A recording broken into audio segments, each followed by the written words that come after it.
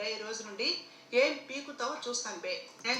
నాకు ఇంట్రెస్ట్ లేదు. నాకు ఈ పీకడాలు గీకడాలు ఏమి ఇంట్రెస్ట్ లేదు. ప్లీజ్ నన్ను అందులో లాక్కు, నేను పీకను.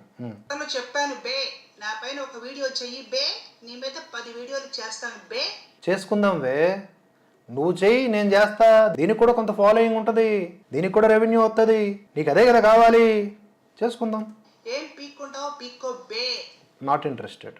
అల్లారలేసి అడుక్కు తినేవాడివి, ఆ డబ్బులు సరిపోకపోతే ఆ రత్నాల వ్యాపారిని అందరిని బెదిరించి బ్లాక్ మెయిల్ చేసి బారు బయట పోలీసులు దొరికి తీసుకెళ్లి లోపలేస్తే వాళ్ళ కాళ్ళు చేతులు గడ్డం పట్టుకొని బతుకులాడు బయటకు వచ్చి ఇది చూసింది. అందుకనే ఈ వీడియో రిలీజ్ కాకముందే రమణ్ లాల్ గురించి ఒక మొత్తం సినిమానే మన ఛానల్లో రిలీజ్ చేస్తే చూడండి. ఓవరాల్గా వీళ్ళందరూ బ్లాక్మెయిల్ అని సాకు పెట్టుకుని నిందిస్తూ ఉంటారు కదా, మొత్తం పుట్టుపూర్వోత్తరాలన్నీ కలిపి ఒక వీడియో చేశా, సుదీర్ఘమైన వీడియో. బార్ ముందు దొరికేవంట, లాగి పెట్టి కొట్టేవాడు లేక బార్ ముందు దొరికా. నువ్వు చూసావా? గ్లాసులు పెట్టావా లేదా పోసావా? సిగ్గులేందానా? నిజాలు మాట్లాడితే ఏమైనా తల పెగిలిపోద్దనే శాపం ఉందా నీకు? ఇదేనా నీ పరంపర?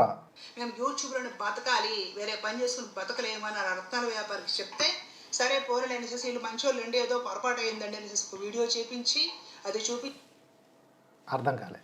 ఇప్పుడు అవసరం ఆయింది కాబట్టి ఆయన వీడియో చేసుకున్నాడు. ఇప్పుడు మేము భయపడితే మేము అయ్యయ్యో రత్నాల వ్యాపారిని బ్లాక్మెయిల్ చేసాం, మమ్మల్ని క్షమించండి అని మేము పెట్టుకోవాలి వీడియో. రమణ్ లాల్ పెట్టుకున్నాడు. ఎందుకు పెట్టుకున్నాడు? కేసు వెనక్కి ఎందుకు తీసుకుంటానన్నాడు?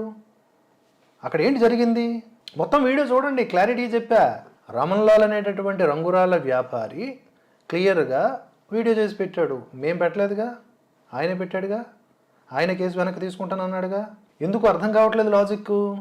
ఏం చెప్దాం అనుకుంటున్నావు?